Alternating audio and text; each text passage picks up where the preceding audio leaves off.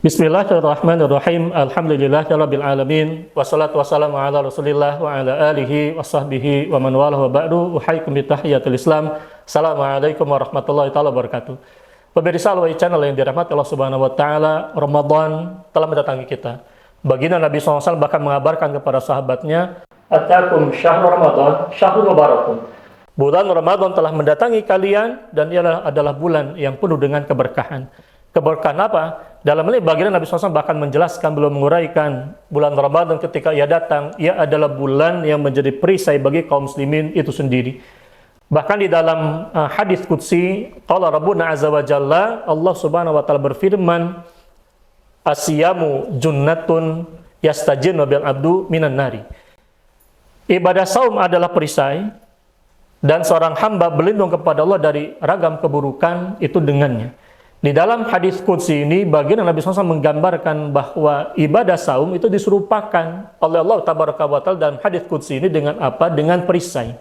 Di dalam teori ilmu bayan, di dalam ilmu bahasa Arab jelas, ungkapan asyamu junnatun ini adalah gambaran di mana baginda Nabi SAW mengumpamakan ibadah saum itu sendiri bagaikan perisai, seperti ibarat kita berlindung dari keburukan ketika orang berperang menggunakan baju zirah, baju besi misalnya, orang berperang menggunakan tameng. Hari ini orang berperang menggunakan apa? Menggunakan rompi anti peluru, menggunakan kendaraan kemudian anti peluru dan sebagainya. Ini gambaran dari asyamu junnatun.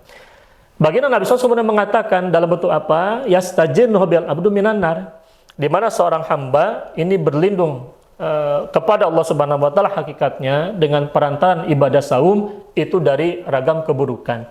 Menariknya Nabi SAW mengatakan yastajinnu bihal abdu. Ini artinya ibadah saum sebagai junnah itu sifatnya junnah bagi individu, junnah bagi perisai bagi individu perorangan dari kaum muslim sendiri.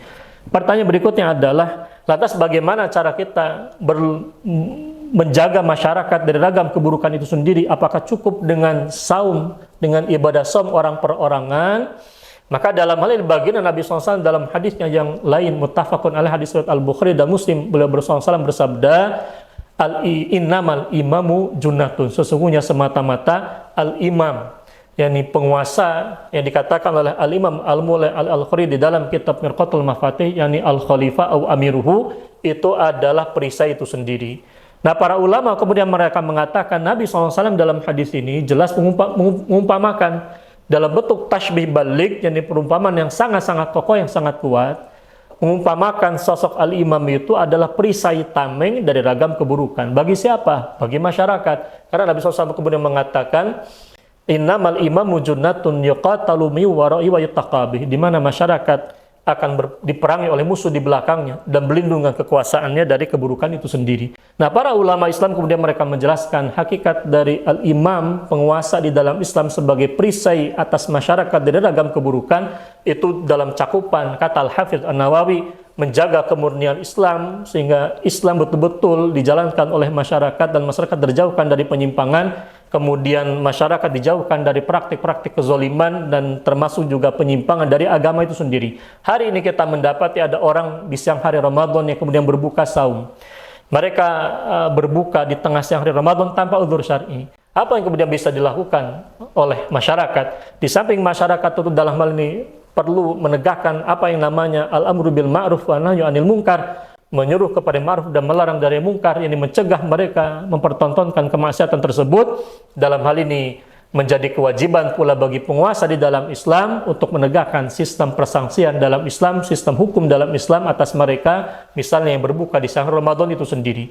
Maka ini menunjukkan bahwa prinsipnya menjaga masyarakat, menjaga individu ini membutuhkan dua junnah di bulan Ramadan Al-Mubarak ini, yakni junnah yang pertama junnah dengan tegaknya ibadah saum, dan yang kedua adalah dengan junnah tegaknya imamah kepemimpinan di dalam Islam yang mereka memiliki tugas menjamin pelaksanaan ibadah saum bagi setiap individu muslim, dan dia mencegah kemudian kejahatan tersebar data masyarakat, termasuk berbagai macam kejahatan-kejahatan yang bisa merusak pahala ibadah saum itu sendiri.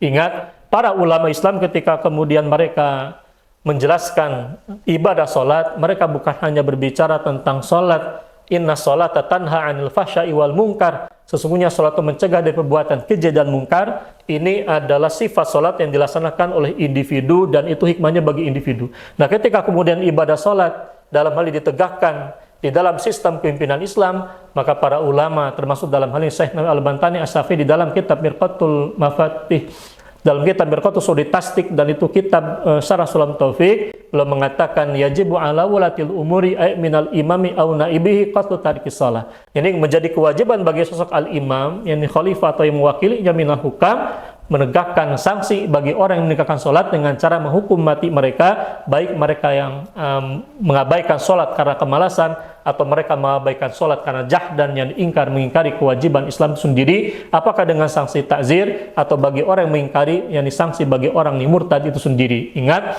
para ulama mengaitkan antara ibadah sholat dengan kekuasaan, berdemikian pula halnya Nabi SAW mengaitkan antara junnah ibadah saum dengan junnah pada aspek imamah pimpinan dalam Islam itu sendiri. Ramadan al-Mubarak adalah momentum bagi kita untuk menegakkan dua junnah. Barakallahu lana walakum wa yassarallahu umurana wa iyyakum. Assalamualaikum warahmatullahi taala wabarakatuh.